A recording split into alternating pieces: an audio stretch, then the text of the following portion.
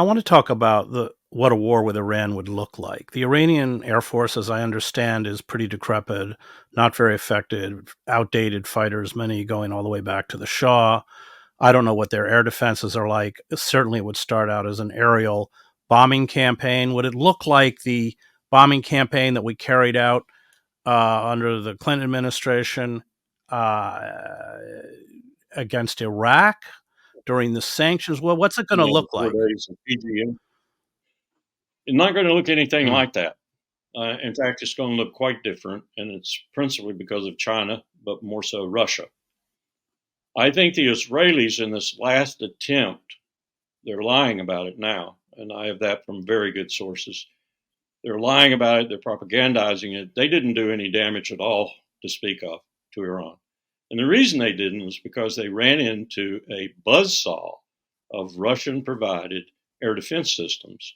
They didn't know what to do. They didn't know how to read the radars. They didn't know how to jam the radars. Their suppression of enemy air defense, SEAD, did not work.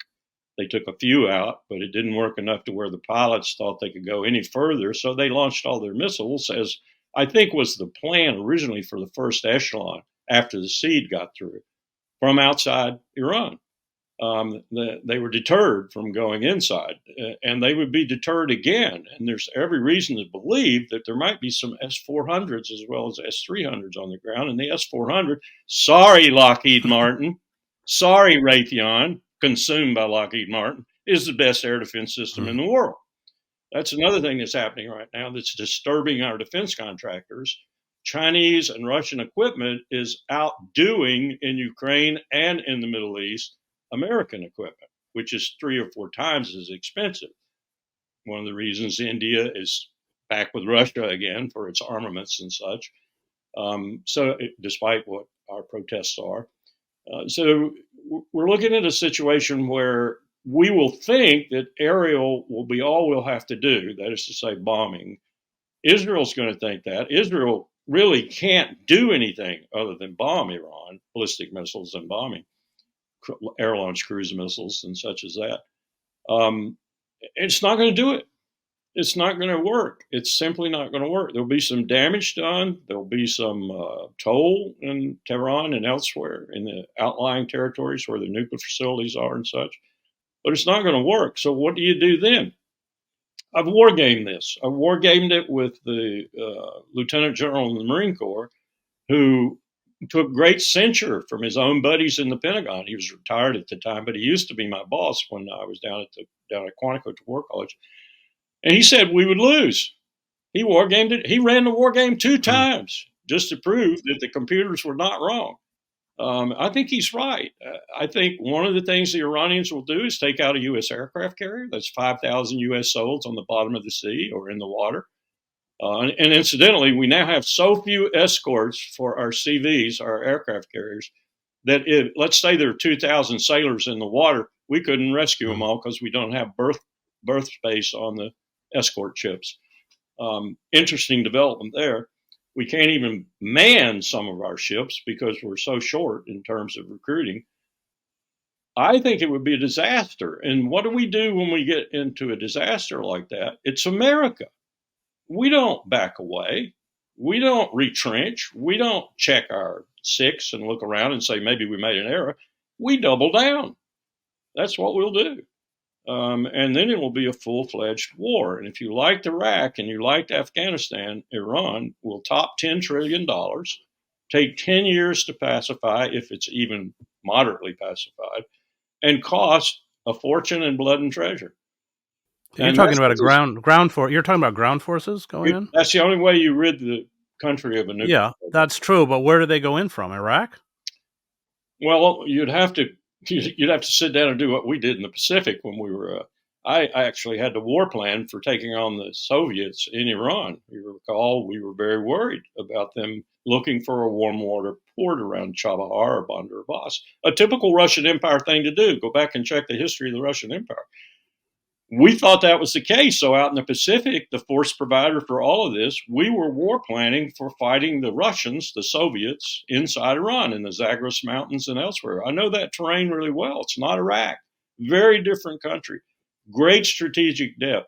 53% Persian, great homogeneity amongst that 53%. A lot of problems around the periphery, but basically a homogeneous population.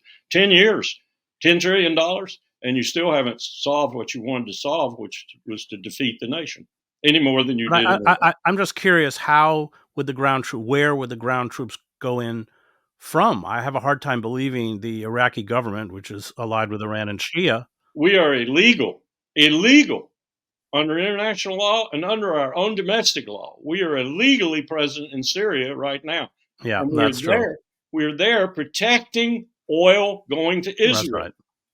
That's right. Which Trump said got him in a lot of trouble, but it was an honest statement. Yeah, and we would go through Syria without batting an eye. No. Israel, Syria. Yeah, I see. Yeah. Let's talk about how it might start. Incidentally, because when we were doing the war gaming out in the Pacific, our major invasion was amphibious. Now, it'd be a little difficult today. We had a lot of amphibious bottoms then. The ones we have today are broken. Ask the Commandant of the Marine Corps. And we don't have many. How would it start? So there would be an Iranian strike on Israel with significant Israeli casualties. What do you see as the trigger? The debate in Tehran is heated right now, I'm told. This is about 48 hours old, but Doug McGregor sort of confirmed it this morning.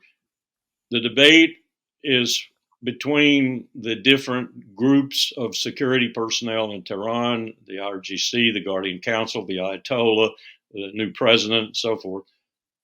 Do we continue with our previous plan? And the previous plan was, we're going to smack them, and we're going to smack them really hard. Israel has seen nothing like what's coming. Much the way they're seeing real casualties, significant casualties in Lebanon right now. The debate is to whether to go ahead and do that or not, because they don't want, the new president in particular, doesn't want war with the United States. They got enough problems. They don't want war with the United States. I don't know how that debate's going to fall out, but if they decide, and Netanyahu wants them to decide this, I'm quite confident of that, to go back whole hog at Israel and do some really significant damage that his propaganda machine cannot hide, which he has done a lot of up to this point, like, for example, hiding the casualties in Lebanon. The casualties are enormous in Lebanon right now. For the IDF, they're enormous. Have you heard a figure? I have not. Have you heard a number? I've heard 4,000. And here's the kicker. Modern armies do not show loss or win by KIA, battle, tactical, operational, whatever. They show it by WIA because they have such sophisticated battlefield surgery and such sophisticated hospitals that look at our casualties in Afghanistan. What you have is high rates of WIA. The WIA is over 4,000. That's missing arms, missing legs, whatever. So when you're looking at a modern army fighting on interior lines, in Israel is very interior lines, no evacuation route hardly at all. You look at the WIA, not the KIA, and the WIA in Lebanon are screamingly high right now, particularly for the IDF. I think you'll see them leaving very shortly. You'll see them leaving or moving majorly. Well, they haven't moved very far. No, not at all. And look at what they're doing. In terms of interior lines, they haven't gone very far into Lebanon. What they're doing is precisely what they do almost every time they encounter this kind of resistance, though they've never encountered this stiff a resistance. They bomb the hell out of the cities and the infrastructure. They kill Lebanese. They even bombed Tyre. Yeah, they got driven out in '82, and of course that's the invasion that created Hezbollah. I remember Cy Hirsch telling me a little while ago that the reason that Netanyahu wants the United States to engage Iran is because he needs the U.S. to take out Iran's air defense systems, which seems to be in agreement with what you said. Would that be correct? I think so, but I think we are going to get a rude surprise too when we lose F-35s, extended range F-15s, F-16s, and other flights that will come out of Al Udeid and off carriers, F-18s and such. we're going to lose a lot too. The war game said 30% attrition. Wow. I mean, how much damage do you think Iran can inflict on Israel? Israel's a small country. I think it has a population of 6 million. What does Iran have? 90 million? I mean, I can't Well, remember. It's big. you're talking about between the river and the sea, about 14 million Israeli citizens, 7 million plus are Palestinian, and 7 million, not quite as much, Right. are Jews. Very small, not as small as Gaza, no bigger than the Greater London, or smaller than Greater London. Gaza is, where they're dropping all that ordnance, I know. just putting the military template on it and saying how many casualties have been that ordnance, that concrete, that rebar, those streets, those buildings. The template puts down on the terrain and says, with great accuracy, how many casualties? It's 200,000. Guarantee it's not 40 or 50,000. Yeah. The template says it's well north of 100,000. And we'll not know because you won't find some of these people. They're buried so deeply under rubble. If Israel were to really be attacked by the full weight of Iran, it would be a nightmare for Israel. It's becoming that way just with Hezbollah. You're never going to get those Israelis to go back to their homes. They're going to evacuate Israel eventually. I was told the other day by a friend in Tel Aviv that already, by his count, 1 million Jewish Israelis have departed. Will they come Since back? October 7th. Yeah, that's numbers they've hidden, but I've heard 500,000, but certainly a significant number have just left the country. Yeah. And these are often the best educated. They tend to be the secular Yes. part of society. Yes.